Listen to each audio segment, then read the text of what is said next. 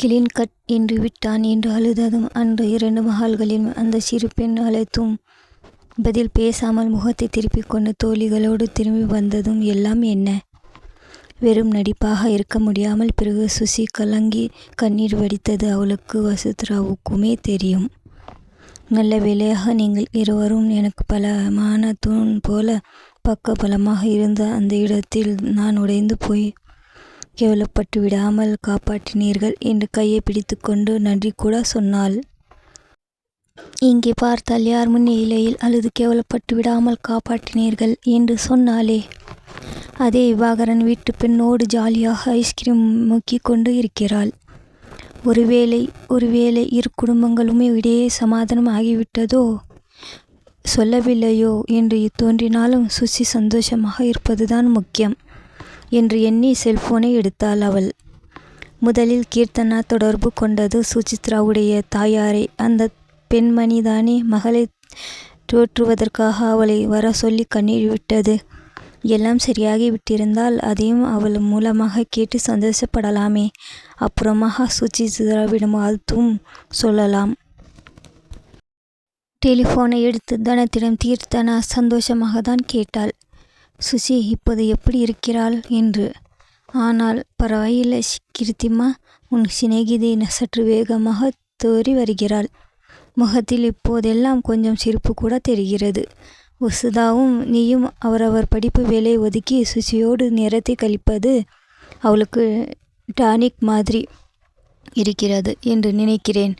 தடவைக்கு தடவை அதிக டெம்போடு இருக்கிறாள்மா. உனக்கு ரொம்ப தேங்க்ஸ். வசுதாவிடமும் சொல்லும்மா. வைக்கட்டுமா டா செல்லம். தெரிந்தவர்கள் சுசிக்கு நல்ல ஒரு வரன் கொண்டு வந்திருக்கிறார்கள். பேச போக வேண்டும். சுசியோடு பேசிவிட்டு அப்படியே போகாமல் ஒரு நாள் 2 பேரும் வீட்டுக்கு சாப்பிட வாருங்கள். வைமா என்று முழுக்க வேறு விவரம் சொல்லி பேச்சை முடித்தாள் தனம். கீர்த்தனாவுக்கு பயங்கர அதிர்ச்சி. அவளோடும் வசுதாவோடும் வெளியே சொல்வதாக சொல்லிவிட்டு சுசித்ரா அந்த பெண் பவித்ராவோடு சுற்றுகிறாளா? இது அந்த பவியுடைய மாமனுக்கு தெரிந்து அவனது ஆசையோடு தான் நடக்கிறதா? அப்படிதான் இருக்கும். மற்றபடி சுசி மாதிரி பெண்ணை விடுவதற்கு ஒருவனுக்கு எப்படி மனம் வரும்? முதலில் ஏதோ ஒரு உணர்ச்சி வேகத்தில் தியாகி மாதிரி ஏதோ சொல்லிவிட்டான். அப்புறம் ஐயோ விட்டுவிட்டோமே என்று ஏக்கம் வந்திருக்கும். நேரே வந்து கேட்க வைக்கப்பட்டு அக்கா மகளை தூது அனுப்பி வளைக்கிறான் போல. எதற்கும் வசுதாவிடம் ஒரு வார்த்தை கேட்டுவிட வேண்டும் என்று கீர்த்தனா எண்ணினாள்.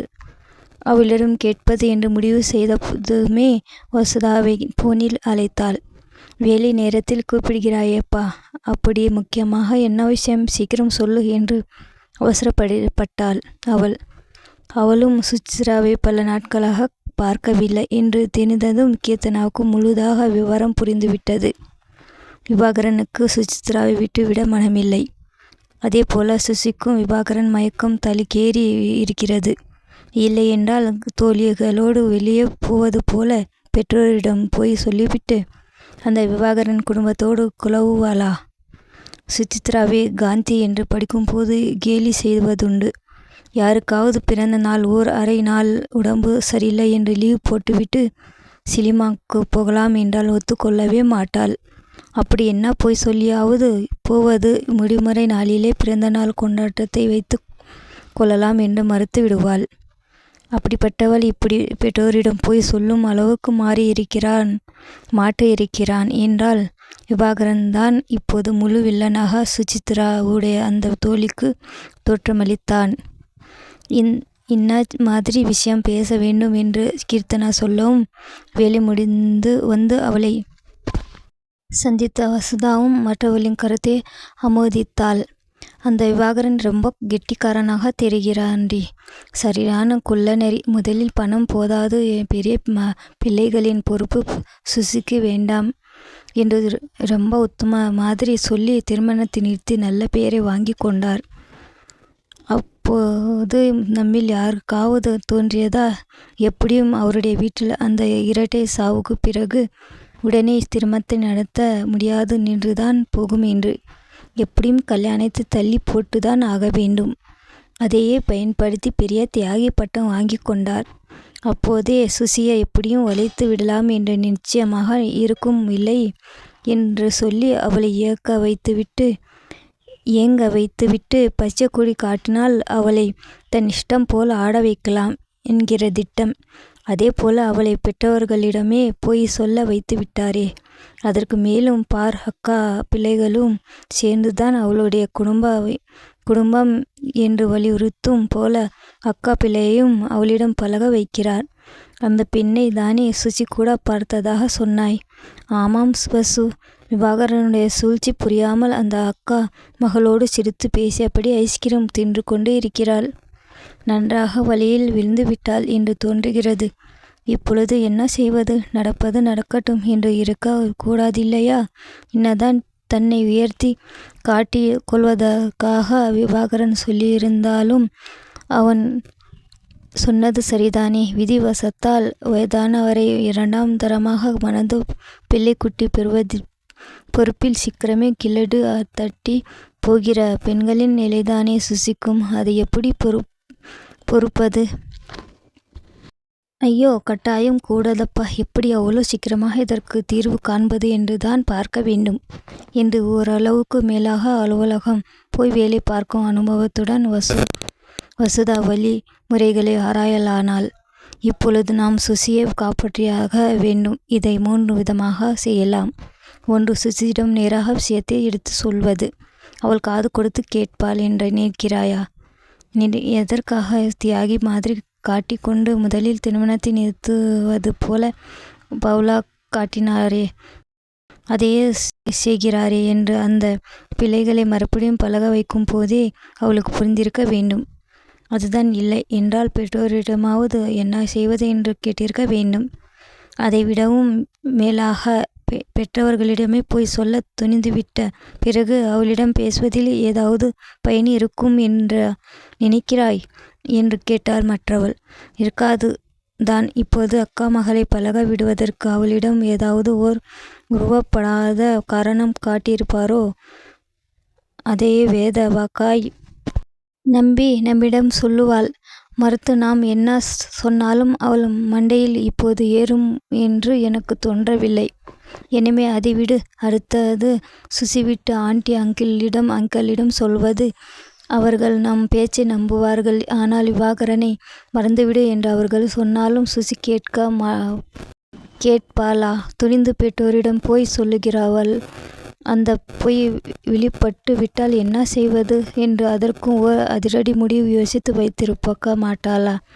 குறைந்தபட்சமாக விவாகரன் அவளை அதற்கும் தயார்படுத்தி வைத்திருப்பார் தானே. இப்போது சுசி மயக்கத்து இருப்பவள். கீர்த்தி அறிவுபூர்வமாக யோசனையை இப்போது அவளிடம் எதிர்பார்க்க முடியாது என்றாள் வசுதா.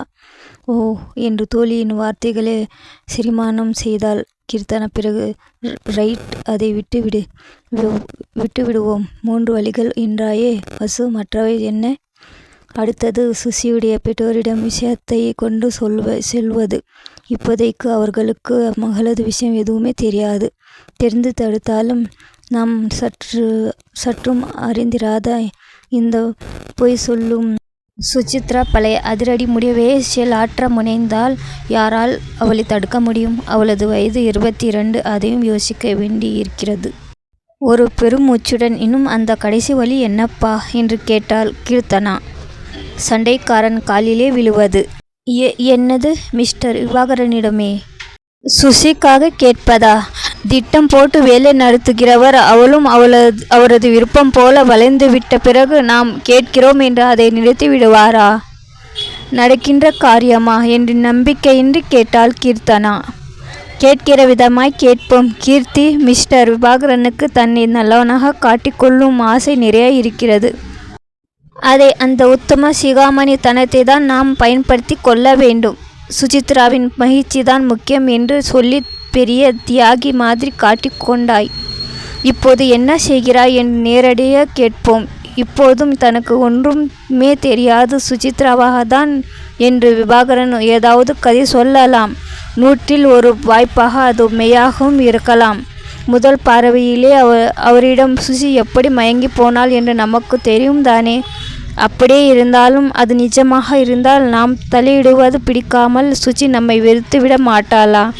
வசுதா கவலையாக இருக்கிறது என்று அஞ்சினாள் கீர்த்தனா. ஒரு கணம் மௌனமாக இருந்துவிட்டு வசுதா சொன்னாள், சுசி எப்படிப்பட்டவள் என்று நம்மை விட யாருக்கு தெரியும் கீர்த்தி? உனக்கு கால் ஒடிந்த போது ஒரு செமஸ்டருக்கு படிப்பதை கூட ஒதுக்கி உன்ன கூட இருந்து பார்த்து கொண்டவள். காதல் என்றவன் ஒரு பணக்கார பெண்ணுடன் திருமணம் என்று பத்திரிகை கொடுத்த போது தூக்க மாத்திரையை.